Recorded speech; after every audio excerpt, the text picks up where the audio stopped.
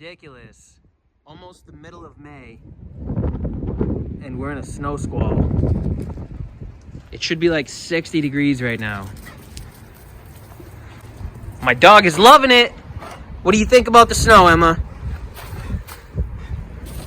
She loves the snow. Craziness.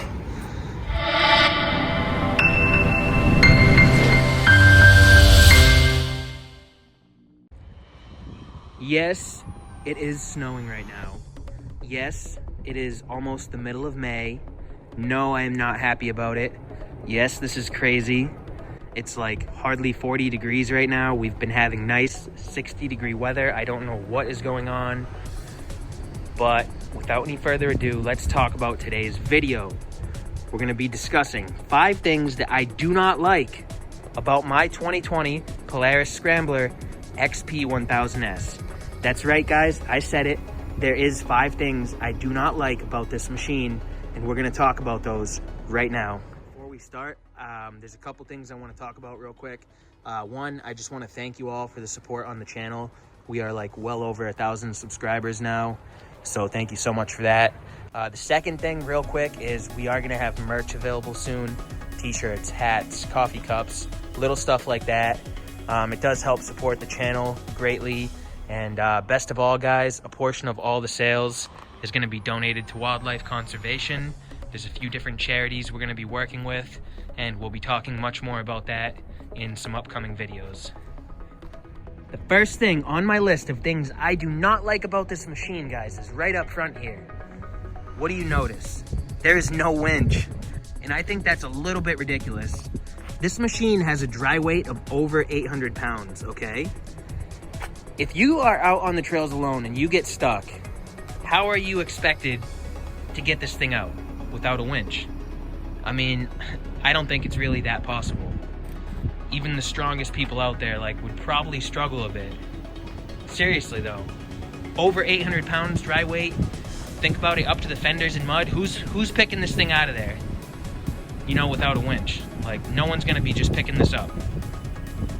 That's, to me, it kind of seems like a big deal because they did include the winch on the Sportsman 1000S, the 2020. This one got a light bar. I don't see the logic there, other than the fact that number 2 on my list is, of course, the halogen headlights. Polaris, let's talk. I just paid $15,000 for this machine, okay?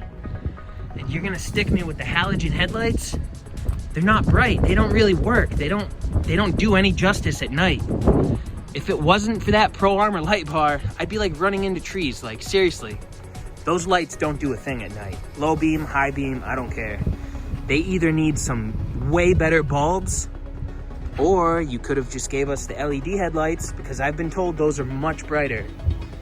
I mean, look at the new Sportsmans with the trail package. Those got a really nice headlight. It's a new LED headlight with, it even has the LED, what do they call those? It's like an accent light. They look really, really nice.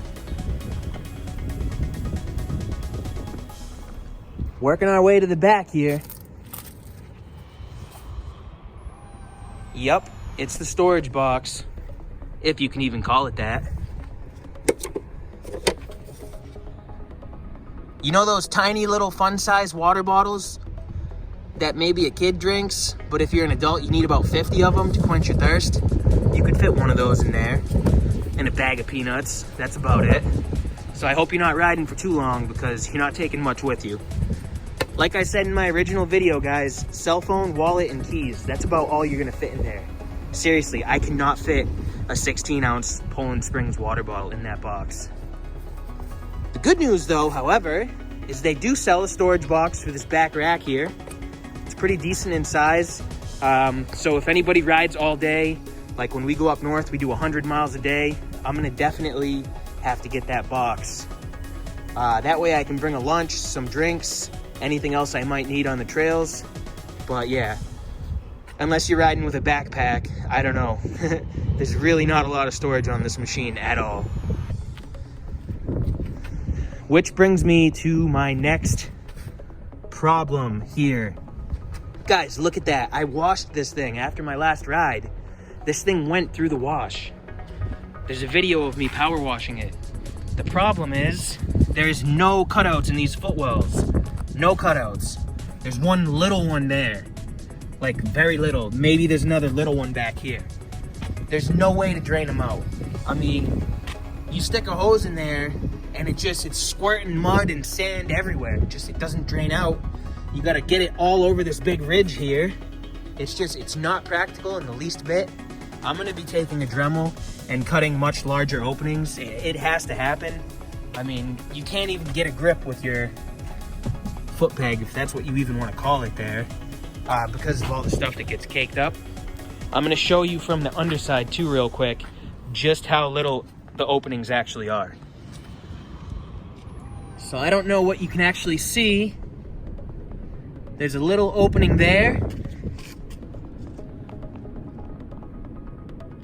And maybe there was a little one back there. That's it, 2 tiny little openings. I do not understand how they expect that to be functional in even the least bit. Like, it's just, I don't know. It's not good at all. Here's the last thing that I really don't like about this machine. And maybe I'm just being fussy and picky. But let's talk about it. All right. 55-inch width. Fender. Wheel. It doesn't work, guys. It doesn't work in the least bit.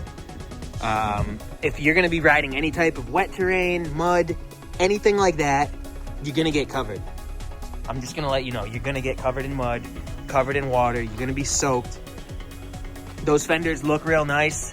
They have zero function, they're not practical. They don't do a thing with the 55-inch width. So that's like one thing I really don't like about this machine. I don't really ride any wet terrain or like mud or anything like that. It's not really what I do. I'm more or less just trails and sand pits and whatnot. But I mean, I don't care where you're riding. You know, eventually you're gonna come across some type of wet terrain, whether it's a stream or creek that you gotta cross, whatever it might be. But yeah, I know on the bright side, they do sell a Fender extension kit. I don't know if I'm gonna be doing that to this because I really like the way it looks. As is with the factory fenders there, but you know, we'll see if my riding conditions change and my riding habits change and I'm doing more wet riding and whatnot, maybe I'll get them. Time will tell, but you know, that is one thing that, I mean, they put that little thing on there. That was their attempt, that little extension there. Seriously, doesn't do a thing. Does not do a thing. But that's it for this video, guys. That was the 5 things that I do not like about this machine. I think the biggest thing would be the winch. But yeah, thanks again for watching, guys. Be sure to like this video. Comment down below if there's something you don't like about it. And if you're new to the channel, be sure to subscribe. We're going to be doing tons and tons of riding this year, guys. It's going to be such a good season for riding. It's just going to be a very, very fun year. So tag along this journey and subscribe. And we'll see you on the trails. I don't know if you guys have ever heard the phrase, if you don't like the weather in New England, just wait 5 minutes. Well, here we are. It was just a major snow squall at the start of this video and chilly. And now we have nice, bright sun. It's already warming up. So, yep. Welcome to New England.